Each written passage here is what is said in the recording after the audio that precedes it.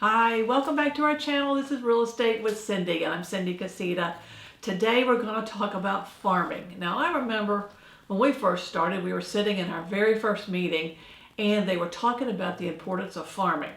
Now, in my little brain, I was thinking, well, I don't want to grow a garden. I'm not very good at that kind of. What is that? Maybe that brings neighbors over to see your vegetables, and so you farm.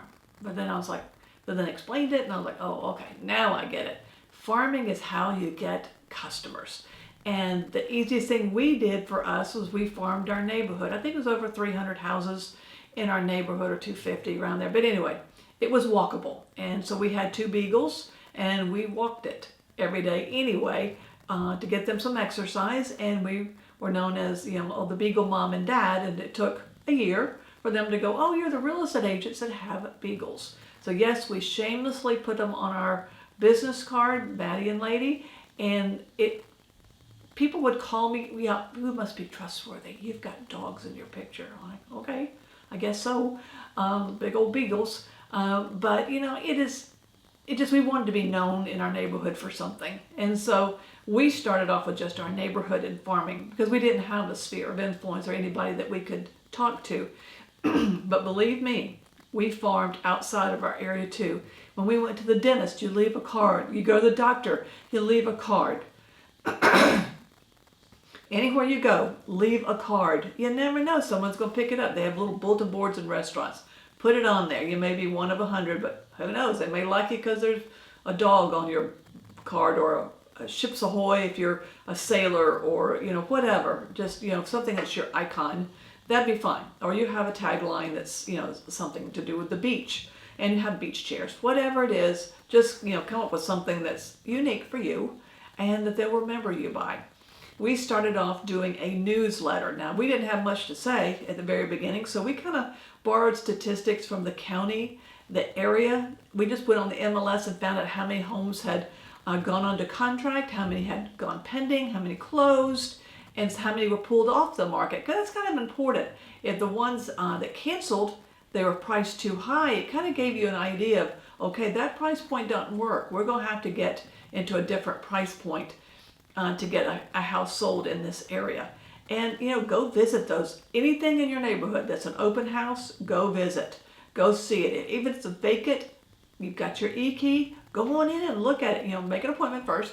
But go in and look at it. Know what's in your inventory so that when people are saying, have you seen a house like this in our neighborhood? You go, oh yeah, over on Main Street, there's one just like yours, and it closed for $350,000, but it wasn't as updated as yours. It needed a lot of work on the inside. So yeah, they love information like that. So maybe do farming. One month we did seed packets because it was spring. We did some little conversational candy hearts. Just put a couple in a baggie down in the thing for Valentine's Day or Arbor Day. I can't remember. Every month we'd come up with some kind of something. We did magnets. We got those and there'll be links below on the different things that we had done through the years that are kind of fun, just to kind of get their attention. We did recipes, and we did some recipe cards of our family recipes, and we just typed that up. Some of the things that my husband is Hungarian, Romanian, and so we typed up some of those for fun and put it in there. Or we put a dad joke in there for Father's Day, and Mother's Day put a little pressed flower thing. Just nothing that costs $1 for 100 for these things. Just a little something for them to keep and go, oh, that was from that real estate agent in our neighborhood. So do your farming like that. Now, I have a lady in our area, and she lives in a condominium. Now, it's a tall condominium. I think it's about 22 stories, and there's about 7 units per floor. And so she is the queen of this complex. She doesn't leave this complex much. She does the listings and she does the sales in here. So what a great, get him up to own a car and work this, farm this. I know that she's done little coffee clutches for the ladies to get together, everybody to come down and bring your knitting or crocheting, or come have a coffee and let's just talk about what's going on in the world, or do a book club. Find a book that everybody likes, take a vote, do a book club, do a cocktail party at night. No one's driving, so that y'all can be in the building together. They can bring their spouses down if they want to, or have some little appetizers, nothing big, just to kind of get to know everybody, so that when they see you in the hallway, they go, oh, that's the real estate agent. She knows these buildings. And that way you kind of farmed without even trying. And you haven't mailed to anyone. You just meet and greet with them. Go to the pool. Go to the club meetings. Better yet, get on the board. Be involved. Know your complex out there and what's going on in the different buildings.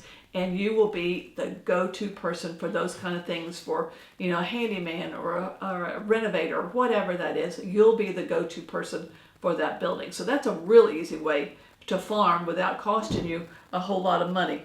I have seen a guy that in a neighborhood, he didn't have any money for much, but he had, believe it or not, a margarita machine. He had an icy machine that they had bought years ago. He had this really tall ladder that could get up on the roof. He had a hand truck. He had a pickup truck. And so he would go and help people. You know, he wouldn't have to do all the labor, but he would loan them his truck if they were trying to go get some bark from Home Depot. Now you can rent those pretty cheap now, but he was just always the go-to guy. He had an electric saw. He had a hand saw. He had a drill. He had all these things. And so they were like, oh, he's a great guy. But it kept his name in front of them always when they needed something. And don't ever forget to tell people, I'm in real estate. And the first thing they'll say is, how's the market? Great question. And then you can go into, don't get into too detail, but it's great. Good time to sell, good time to buy, whatever your dialogue is.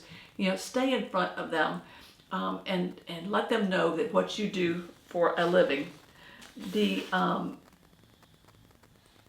another one that I saw that was really kind of fun is they teamed up with the HOA and did a cul-de-sac barbecue where they had a couple of grills out there, and then everybody bring your own meat, bring a side dish, bring your drinks. They had coolers out there, and then they just kind of had a cul-de-sac party, and they kind of blocked it off so no one drove down in there. And then everybody came out to do a meet and greet, and nice night. Bring your folding chairs and just hang out, have some yard games for the kids. Kids can ride their bikes in the cul-de-sac. It was kind of a fun thing, the way to meet your neighbors in your neighborhood, and everybody loves to get together. They don't have to work too hard at it. And that way you just had the grills and do that for them. So there's lots of ways of doing farming, and this is a great way to get started if you don't have any money to do anything. We use those, they call them chicken bags. We hung our newsletter on the doorknob of all of the houses, and we'll have a link for those down below to do.